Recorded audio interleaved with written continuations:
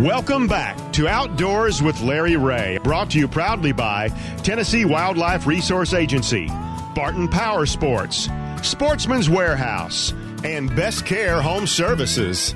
Good Saturday morning, and welcome back to Outdoors with Larry Ray, and a big hello to our listeners in Brownsville on WTVG FM 95.3 and in Jackson, Tennessee on News Talk 101.5.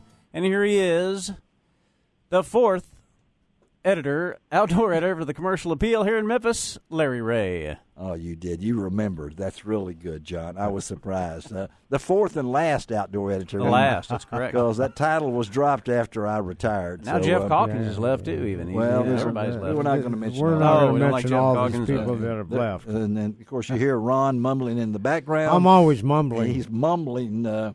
Hey, we're talking fishing on this last segment, and I asked Jamie Day Matthews, I need to talk to somebody in BASS, maybe a young guy that maybe we haven't talked to before in our 17 years on this show. And I'm not sure how old this young man was when we started the show 17 years ago. We might be able to find that out. But he recently was out at on the final day of competition at the 2018 BASS Nation Western Regional Tournament on Clear Lake in California. Beautiful lake. You've been there, hadn't you? Been there. Y'all do know Ron is from the Delta. Is that right? Well, I hope so. The California Delta. That's what confused John kind of looked and he says, what Delta? What Delta? He I'm talking about Sacramento Valley. Hey, but we got the young man on here that he made one of the largest moves of the contest. Listen to this, guys. First day, 72nd place. First day. Day 2, 17th place. What do you think happened on day 3? Number 1. How about 21 pounds, 11 ounces? Absolutely. Let's welcome to Outdoors with Larry Ray, Jacob Shull out of Wilcox, Arizona. Good morning, Jacob. Morning. How are you guys? How you like that? Does that sound good to you? You like to hear that? Yes, sir. I think you did. Well, let's talk about Jacob. I know we're in Memphis here. You're out in California. It's all part of the grand scheme. It's all fishing. It's all fishing. It's all part of the BASS family. And no matter where you go in the U.S. to fish, everybody knows about baits, tackle, that kind of stuff. But you made a big, huge jump. A huge jump. From day 1 to day 2, and ultimately day 3, you win this thing. And it was really a pretty simple technique that you use. Tell our listeners how you discovered the technique that you use and ultimately won the tournament. Well, it started off pre-fishing. I mean, I started with a Senko in my hand, wacky rigging it, and going around I saw almost every part of Clear Lake when I was there. Pre-fishing through the tournament, and that's what was catching fish for me. And so I went with my gut feeling for day 1, and started catching some fish on a wacky rig, 5-inch Senko, green pumpkin, just there you good go. old green pumpkin, right? But it only produced me 10 pounds the first day. Oh, that's like not you much guys mentioned earlier. Yeah, that's not much, Jacob. You had to have more. No, that wasn't enough. I mean, 72nd place, that was a long ways down the field out of only, I think, 94 anglers to 100. You shouldn't have told us that. But you should have said out of 150. We would have never known. Your co-angler kind of keyed you in on rigging differently. Listen to those co-anglers. Using the same bait. What happened? So day 2 with my co-angler, he was doing the same thing, just throwing it Texas rigged on a 2-aught heavy wire hook. Yeah, right. Which allowed it to sink just a little bit slower and throw it into the cattails or the tulies, right, depending on what part of the country you're in. Yeah. And just watching him that second day with him, he put probably 8 to 10 fish in the boat before I even had a bite. Yeah. Hey, he's a co-angler now. Yeah, and a lot of people don't realize the wacky rig swims and essentially swims straight down. It sinks straight down, and it wiggles a little bit on the end, whereas on a Texas rig, it will slide from side to side, and it runs a little bit differently. That made all the difference in the world, didn't it? Sounds like me sometimes. Yeah. So. Yeah, because with the wacky rig, you couldn't really throw it into the cattails. No, it would get hung up, and yeah. And throwing the Texas rig allowed it to either dive straight away from you or pendulum left or right and have that little shimmy, and just long enough for them fish to get, I guess, agitated with it, because I was only fishing a foot to 5 foot of water in the cattails. Yeah, right. Yeah, and you didn't fish far from where you guys took off. You know, everybody tends to think, well, you got to get away from wherever the launch ramp is to catch them. But you weren't very far from the launch ramp, were you? No, and I found that, I mean, it was only probably 5 minutes from the ramp, if that. Yeah. I mean, it was a short run, and I'd found it in practice, and me and my co-angler we were pre-fishing with, it just went through there, and we caught probably 5 or 6 fish and had quite a few bites. So I was like, well, we'll just go here. How did you rig up your Senko, your Texas rig and wacky rig? What kind of rod and reel are you using? I was using, for the wacky rig, was a Dobbins rod, which was their spinning Champion DX 703. Right. With a McCoy's mean green 30-pound braid. Okay. Wow. With an 8-pound fluorocarbon leader with McCoy's fluorocarbon. Yes, sir. And then you get to Sunday and you've made the jump, and undoubtedly things really worked out because you got over 21 pounds, end up with over 49 pounds. What did this mean to you? Tell us a little bit about yourself and what your career goals are. This had to be a booster for you.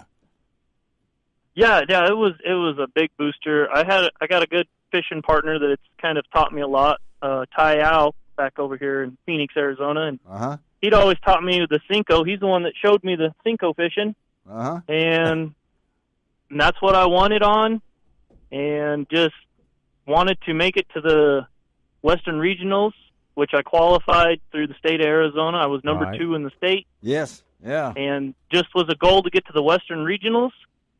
And now I won it. I was just looking to go have fun and maybe make number 1 as the team, but I went ahead and won it all, which is a great feeling, and have a chance to go to the Bassmaster Classic. That's that chance that means you're going to the BASS Nation Championship this fall, and whoever wins that goes to the Classic. They go to the Classic next March. They're in Knoxville, Tennessee.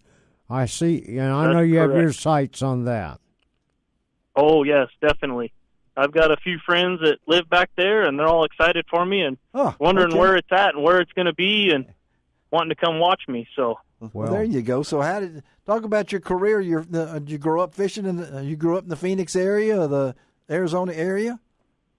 I've been in Arizona my whole life. I actually grew up in Benson, Arizona, which is about 30 minutes west of Wilcox. Okay. And my dad always fished, and we'd go fun fishing at San Carlos Lake, which is on the Indian reservation. Ain't much there, but that's where we started. That's where you started, and so is your goal? How old are you? I mean, how old are you? I'm 31 years old. So is your goal? Are you out there to try to make a living? What do you do in real life? Real life, I'm currently a journeyman lineman for the power company for Sulphur Springs Valley Electric. Good for you. Good for you. And you look on this thing, your dreams would be to make the Classic, I know. So let's talk about maybe some people you look up to in your fishing career. You got a pro? What's your favorite pro? Probably Gerald Swindle and the G-Man, Kevin Van Dam. You can't go wrong with either one of those guys, right, Ron? Yeah, absolutely can't go wrong with them. I mean, they have meant a lot to the fishing world, to the fishing industry, especially bass fishing, and they're great role models for anybody to look up to. Jacob, have you had a chance to practice for this fall? No, because I'm not sure where they're having the. They haven't even announced it yet, have they? No. They still have the Eastern Regional. That's right to go. I do believe. Yeah, that's right. Once that's through, they will then announce where they go. Well, I guess he has to hold off with his vacation for a while here. Then, well, I mean, do you have any aspirations to fish professionally as a job? Yeah. Oh, I've always wanted to. It's just never thought I was good enough, and I've just been fishing here and there, little local tournaments. And there you go. Now I've had a lot of guys tell me, "Oh, you're pretty good," and I'm like, "Well, I can catch fish." And then I end up winning the Western Regional. I'm like, "Wow, not as bad as I guess I am." So how did your practice go there? Now he's on Outdoors with Larry Ray in Memphis, Tennessee. Never thought of that, right? Jacob, you go to is there any sponsors that you have today that has helped you to where you're at? Yeah, I've got a few sponsors. I mean, the big ones would be Dobbins Rods. Mm-hmm. I got on with them a few years ago. Ardent Reels, McCoy Line, Phoenix Bait and Lure. Wow, good stuff. Woohoo Tungsten. Oh, I love Woohoo. And Trapper Tackle. I tell you what, Jacob, if you just keep focused, buddy, that list will continue to grow.